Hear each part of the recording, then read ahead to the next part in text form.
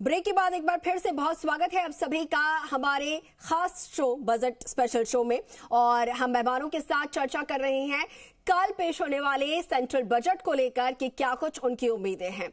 और चलिए बिना देरी के हमारे मेहमानों की तरफ एक बार फिर से रुख कर रहे हैं। और इससे पहले कि मेहमानों की तरफ रुख करें, एक दर्शक हमारे साथ चूरू से जुड़े हैं, उनका रुख कर लेते हैं। कानाराम जी हमारे साथ है। कानाराम जी बहुत स्वागत है आपका जी राजस्थान पर। बताइए क्या बताना चाह रहे हैं।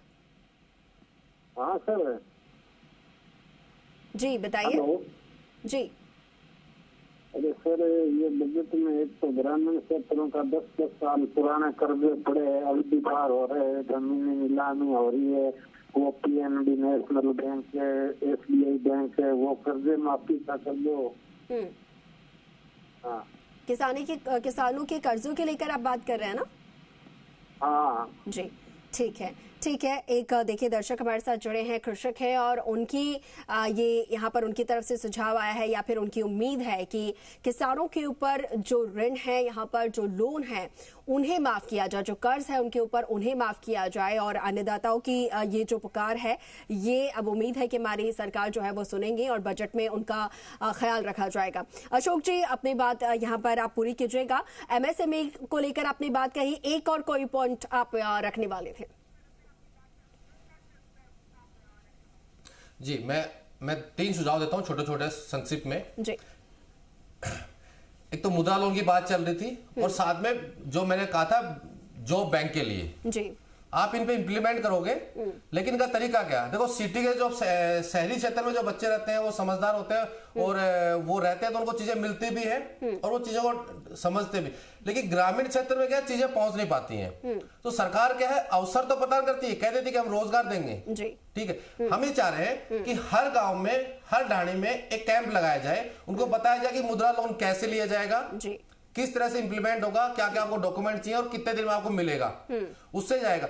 साथ के अंदर जो बैंक जॉब की बात कर रहा हूं मैं, उसके अंदर हर गांव में कैंप लगाना चाहिए कि बच्चा हर अभ्यर्थी पर रजिस्टर, मैं कह रहा हूं रजिस्टर का आप चार्ज लिख लीजिए, 100-200 रुपए चार्ज लिख लीजिए, वन टाइम चार्ज होगा 100-200 रुपए। किसी भी कंपनी को अगर रिक्वायरमेंट है उससे 2 चीजें, ठेका पर्दा बंद हो जाएगी, जो बीच के मीडिएटर जो है जो पैसा खा रहे हैं, जो सैलरी टाइम वो चीजें खत्म होगी और रोजगार, लोगों का विश्वास जगेगा कि सरकार हमें रोजगार दे रही है। जो हमारे प्रधानमंत्री जी को वादा था कि हम 1 करोड़ पर वर्ष रोजगार देंगे, वो पूरा होगा। किसी भी गांव में 1000 बच्चे हैं, उसमें उनका रजिस्ट्रेशन हुआ, उनमें से 10 लोगों को सिलेक्ट हुआ, किसी को रोजगार चाहिए, 10 लोग गांव सिलेक्ट हुए, सरकार की तरफ से लेटर जाएगा, उनका मीडिएटर कौन है? सरकार। अगर किसी तरह की वो घटना घटती है, सरकार उसके अंदर बीच में जिम्मेदार होगी, कंपनी का भी उसकी रिस्पॉन्सिबिलिटी बनेगी। ये दूसरी बात जो अग्निवीर योजना है, इसके अंदर सबसे ज्यादा जो बच्चे हैं, जो मान किसान जी भाई ने बताया था हमारे कि सबसे ज्यादा बच्चे किसके आते हैं? ग्रामीण बैंड से आते हैं। किसी नेता मंत्री के बेटे नहीं आते, किसान के बेटा जाता है लड़ने के लिए फौज में, आप उसको 4 साल भेज रहे हो,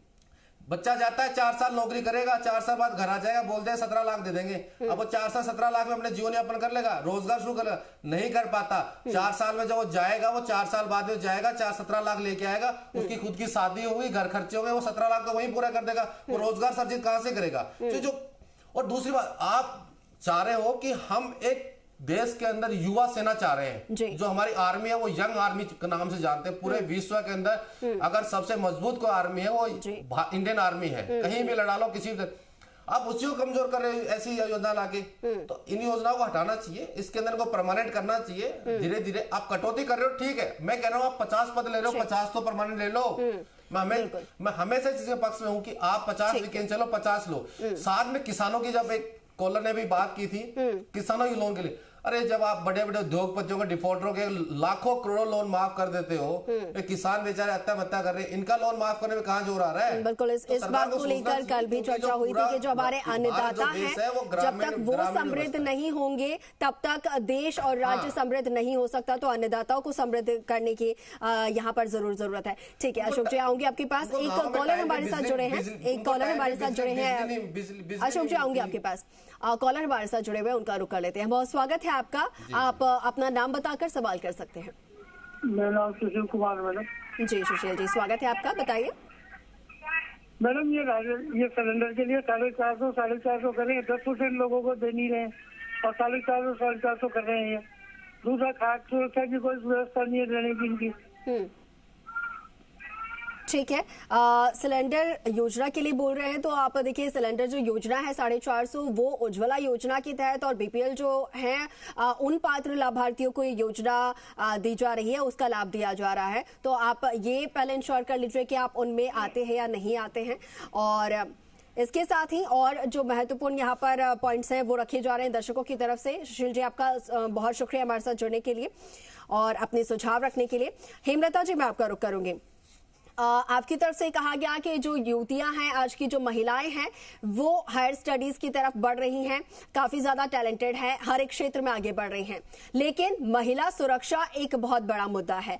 महिला सुरक्षा को लेकर सरकार से महिलाएं क्या चाहती हैं, क्या कदम सरकार की तरफ से ऐसा उठे कि महिलाएं सुरक्षित रहे, खुद को महसूस करें जहां पर भी रहें, भारत के किसी भी कोने में रहें? महिला सुरक्षा को मजबूत करने की बहुत आवश्यकता है और चूंकि आज की महिलाएं वर्किंग हैं, पढ़ने के लिए जाती हैं और सारे काम करने के लिए जब वो बाहर निकलती है तो उनको एक सेफ एनवायरनमेंट चाहिए, तो उनके साथ में किसी तरह का दुर्व्यवहार नहीं हो, उनके साथ अपराध नहीं हो, इसलिए मजबूत कानून बनाने की आवश्यकता है। उसके साथ में मैं एक सुझाव देना चाहूंगी जो इस बजट के साथ में इंप्लीमेंट हो सकता है कि हमें अपने युवाओं को जो नशा और अपराध की तरफ जो गति कर रहे हैं उनके लिए कुछ ऐसा कोई बजट ऐसा तैयार किया जाए कि नशे और अपराध की तरफ युवा नहीं जाएं। ऐसी संस्थाओं को प्रमोट करने के लिए बजट हो जो युवाओं को आपराधिक गतिविधियों में लिप्त होने से बचाए। तो जब अपराध की तरफ युवा नहीं जाएगा तो युवतियां अपने आप को सेफ महसूस करेंगी। ऐसी सेफ मजबूत कड़े कानून बनाए जाएं, ऐसे सेफ्टी ऐसे जो सेंसिटिव जो एरियाज हैं वहां पर सीसीटीवी कैमराज और कड़े सुरक्षा के इंतजाम हो, वर्किंग प्लेस जो हो सेफ हो, ऐसा एनवायरनमेंट अगर प्रोवाइड कराया जाता है तो फीमेल्स महसूस कर पाएंगे कि बाहर निकल करके अपना रोजगार या अपनी पढ़ाई है एक अच्छा सुझाव है। लेकिन जहां पर सीसीटीवी कैमरास लगे होते हैं, चाहे हम दफ्तरों की बात की करें या फिर कहीं की भी बात करें, सीसीटीवी कैमरा लगे होने के बावजूद भी जो टीजिंग होती है उसको लेकर क्या सरकार यहां पर कदम उठा सकती है? उसको लेकर के स्ट्रॉन्ग पॉलिसीज बनाई जाए। जो महिलाएं हैं वहां का जो एनवायरनमेंट है, वर्किंग एनवायरनमेंट, वो अपनी बात को कहने के लिए फ्री फील करें कि मेरे साथ में कोई दुर्व्यवहार हो रहा है तो मैं इसकी शिकायत प्रॉपर जगह पे करूं और उस पर कोई निस्तारण साथ के साथ हो, जिससे कि अपराधियों में डर होना जरूरी है। तो कड़े कानून जब तक नहीं होंगे तब तक अपराधी अपराध करने से नहीं डरेंगे। तो सुरक्षा के लिए कड़े कानून और उसके लिए कुछ बजट जो है वो निर्धारित होना जरूरी है। और आजकल के बहुत सारे डिजिटल एप्स जो हैं महिला सुरक्षा के लिए बहुत उपयोगी हैं, तो उन डिजिटल एप्स को हम प्रमोट कर सकते हैं। और साइबर सिक्योरिटी की जो वर्कशॉप्स हैं, महिलाओं को अपने लीगल राइट्स इनकी वर्कशॉप से भी उन्हें हम अवेयर कर सकते हैं ताकि वो फ्री फील कर सके जहां वर्किंग प्लेस पे जब वो काम करने जाए तो उनमें एक डर ना हो, उन्हें पता है कि कोई कड़ा कानून है जो उन्हें सुरक्षा दे सकता है, तो वो फ्रीली अपना काम कर पाएंगी। बिल्कुल बिल्कुल हेमलता जी, ये इसके साथ ही मैं जो महिलाओं और युवतियों के लिए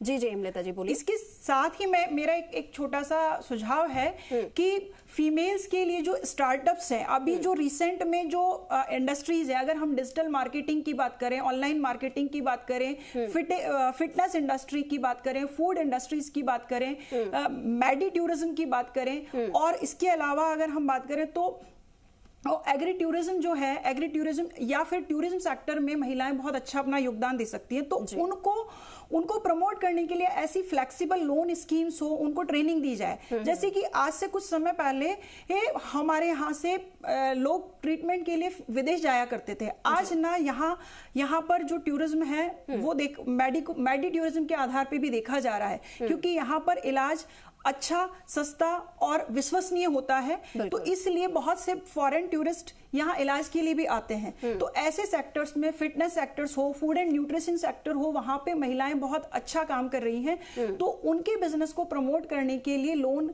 स्कीम्स या कुछ ट्रेनिंग स्किल्स स्कीम्स को प्रमोट करने वाले बजट होने चाहिए। जी स्पेशली अगर मैं बात करूं कि अगर कोई फीमेल जब अपना स्टार्टअप शुरू करना चाहती है तो उसको फैमिली, चाहे उसकी मैरिज से पहले की फैमिली हो या आफ्टर मैरिज फैमिली हो, बिजनेस के लिए ये उसको पूंजी देने में एक बार कतराती है। बहुत कम फैमिलीज ऐसी होंगी जो फीमेल्स को बिजनेस के लिए ये पूंजी दे पाए। तो अगर ऐसी महिलाओं को, टैलेंटेड महिलाओं को अगर गवर्नमेंट की तरफ से फ्लेक्सिबल लोन स्कीम्स और साथ ही ट्रेनिंग दी जाए तो वे आसानी से अपना व्यवसाय कर सकती हैं। और आप देख सकते हो कि एक छोटे से गांव में बनाया हुआ प्रोडक्ट ग्लोबल लेवल पर जब उसको एक्सपोजर मिलता है ऑनलाइन माध्यम से, तो वो आज डिजिटलाइजेशन का परिणाम है। बिल्कुल अगर प्रॉपर ट्रेनिंग मिलती है उन्हें और अगर उन्हें लोन मिल जाता है बिना इंटरेस्ट का, तो ये उनके लिए काफी हेल्प होगी। ठीक है हेमलता जी, आऊंगी आपके पास और बहुत जो अच्छे सुझाव है आपकी तरफ से आए हैं। एक कॉलर हमारे साथ करौली से जुड़े हुए हैं, उनका रुख कर लेते हैं। बहुत स्वागत है आपका, बताइए आपके सुझाव क्या है। नमस्ते मैडम। जी बहुत नमस्कार आपको। विजयराज मीना बोल रहा हूँ। जी बताइए। मैडम मैं ये कहता हूँ, मैं एक सुझाव देना चाहता हूँ बेरोजगारों की ओर से। मैडम जो हमारी जो पीड़ा होती है ना, उनको सुनने के लिए ये विभाग के मंत्री ये हमारी बात को नहीं सुनते। हम धरने पे 5-5, 20-20, 50-50 दिन तक पड़े रहते हैं। हमारा कोई ऐसा मंच हो जो हमारी बात सुनी जाए और हमारा बात को रखी जाए, कोई नहीं सुनता। 50-50 दिन तक धरने पे शहीद स्मारक पे पड़े रहते हैं, मंत्रियों का ध्यान नहीं जाता है। जी बिल्कुल। तो देखिए ये जो बेरोजगार युवा हैं उनकी तरफ से उनकी जो पीड़ा है वो सामने आ रही है कि कितने ही दिनों तक सड़कों पर वो बैठे रहते हैं, धरना देते रहते हैं, लेकिन उनकी सुनने वाला कोई नहीं होता है। उनके लिए एक बॉडी, एक ऑर्गेनाइजेशन ऐसा होना चाहिए जो कि जो युवा है बेरोजगार उनकी बात पहुंचाए सरकार तक। ठीक है, बहुत शुक्रिया आपका हमारे साथ जुड़ने के लिए, अपना महत्वपूर्ण जो सुझाव है हमारे साथ साझा करने के लिए। रमेश जी आपका रुख करूंगी। एग्रीकल्चर को लेकर बात हो रही है तो एजुकेशन को लेकर भी हम बात कर लेते हैं। एजुकेशन में आम परिवार की भी बात की जाए या फिर जो युवा हायर स्टडीज करना चाहते हैं उनके लिए बात की जाए। एजुकेशन लोन जो है उनका इंटरेस्ट इंडिया में काफी ज्यादा हाई है। और एजुकेशन अगर सिस्टम की भी बात की जाए तो इंडियन एजुकेशन सिस्टम जो है उसको लेकर भी कई बार सवाल उठते हैं। इसमें क्या चेंजेस आप चाहेंगे? देखिए अंकुर जी, मैं आपकी बात तो बड़ा अच्छा विषय आपने कहा कि जब हम युवा हैं तो सबसे ज्यादा जरूरत हमें है शिक्षा की। पिछले बार का जब आप बजट देखिए, सरकार जो बड़ा डिंडोरा पीटती है एजुकेशन को लेकर, सरकार ने पूरे बजट में केवल 4.6% बजट का हिस्सा शिक्षा के क्षेत्र में दिया, जबकि लगातार पिछले करीब 10 सालों से हमारी मांग है कि बजट का 10वां हिस्सा अगर शिक्षा पर खर्च होगा तो कहीं ना कहीं बेहतर उसके परिणाम होंगे और युवा बेहतर तरीके से अपना भविष्य सुधार पाएगा। 6% है और इसी का कारण है कि आप देखिए यूनिवर्सिटीज में जहां 20 स्टूडेंट्स पर एक प्रोफेसर होना चाहिए, आज उनकी संख्या 200 स्टूडेंट्स पर भी एक प्रोफेसर नहीं है। विश्वविद्यालय जो तमाम विश्वविद्यालय हैं, केंद्रीय विश्वविद्यालय हैं, वहां सीटें लगातार खाली है। जब बच्चा पढ़ेगा ही नहीं तो वो रोजगार पाएगा कैसे? तो कहीं ना कहीं एजुकेशन को लेकर सरकार को बड़े फैसले लेने चाहिए। रिसर्च पर हम बात करें तो रिसर्च वाले बच्चों को पैसा ही नहीं मिल पा रहा है। 10-10 सालों में उनकी फेलोशिप जज की तरह, जबकि महंगाई लगातार बढ़ रही है। आप देखिए एजुकेशन लोन उनको नहीं मिल रहा है। बीटेक एमटेक वाले जो बच्चे, जो शहरी बच्चे होते हैं, उनको सरकार लोन देने में नहीं घबराती है, लेकिन जो बीए, बीकॉम, बीएससी या जो स्नातक की डिग्रियां करने वाले जो बच्चे हैं, जो कॉम्पिटिशन की तैयारी करने वाले बच्चे हैं, उन लोगों को हम सरकार रोजगार ही नहीं दे पा रही है, ना उनको लोन दे पा रही है। अब देखिए युवाओं को रोजगार तो तब मिलेगा ना जब वो अच्छी शिक्षा लेंगे। लोग, सरकार शिक्षा ही नहीं देना चाहती है उन लोगों को। मैंने आज जब सुबह पढ़ा तो लगातार आप देखिए केंद्र सरकार के जो पेपर्स है वो लगातार आउट होते जा रहे हैं। नौकरियां तो तब होगी जब रोजगार सही से होगा। पेपर आउट नहीं होंगे तो अच्छे बच्चे नौकरी लगेंगे, जो पढ़ने वाले बच्चे नौकरी लगेंगे। तो कहीं ना कहीं बेरोजगारी इससे भी बढ़ रही है।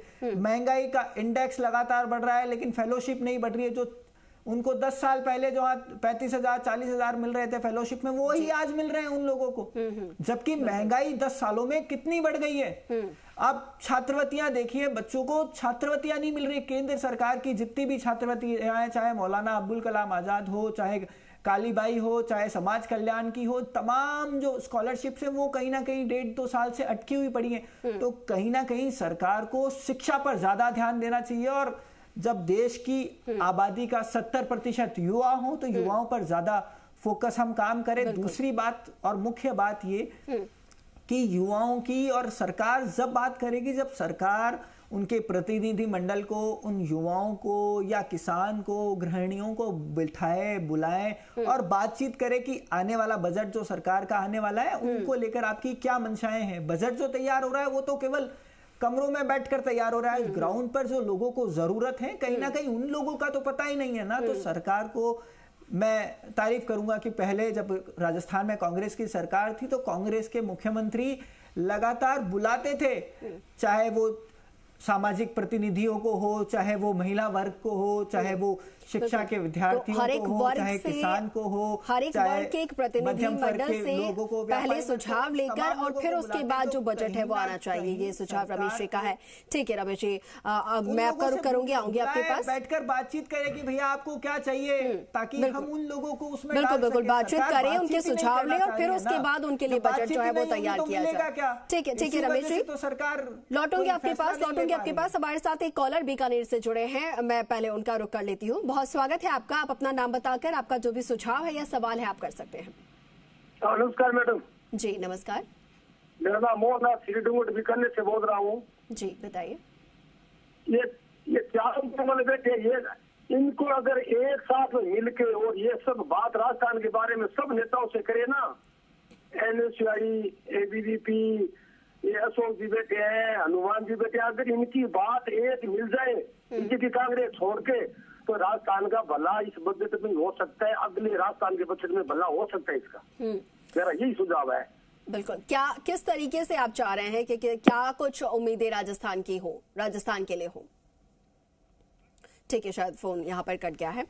मैं रुक कर रही हूँ हनुमान जी का। हनुमान जी देखिए, बात एजुकेशन सिस्टम को लेकर हो रही थी और ये हो रही थी कि जो स्टूडेंट्स हैं उन्हें प्रॉपर एजुकेशन मिल पाए, और तभी, और लोन की भी अगर बात होती है तो उन्हें जो लोन का इंटरेस्ट है वो अगर कम मिलता है तो ऐसे में जो हमारे युवा हैं, जो हमारे छात्र हैं, वो ज्यादा से ज्यादा पढ़ेंगे और ज्यादा पढ़ेंगे तो ऐसे में रोजगार मिलने में उन्हें सहूलियत होगी। लेकिन अगर यहाँ पर बात कर रहे हैं हम स्किल डेवलपमेंट की, तो जो ग्रामीण क्षेत्र के स्टूडेंट्स हैं जो कि कम पढ़ना चाहते हैं लेकिन उसके बावजूद उन्हें कोई ऐसा विकल्प चाहिए बिजनेस के लिए, MSME की जैसे कि हम सेक्टर की बात कर रहे हैं, बढ़ता हुआ सबसे ज्यादा उद्योग है, तो ऐसे में स्किल डेवलपमेंट जो है उन्हें ग्रामीण क्षेत्र के युवाओं से कैसे जोड़ा जाए? देखिए मैम, क्या होता है कि जो शिक्षा है ना, शिक्षा के क्षेत्र में जब तक राजनीतिक प्रभाव पड़ना बंद नहीं होगा। हनुमान जी समय कम है, थोड़ा जल्दी से संक्षिप्त में एक बार बता दीजिए। चुनाव हो जी मैम होता क्या है कि शिक्षा के जो क्षेत्र है वो राजनीतिक रूप से प्रभावित होता है, इसलिए कोई भी सरकार अगर किसी भी योजना को अमल करती है तो वो सतत रूप से ज्यादा। ठीक है, बहुत बहुत शुक्रिया आप सभी का।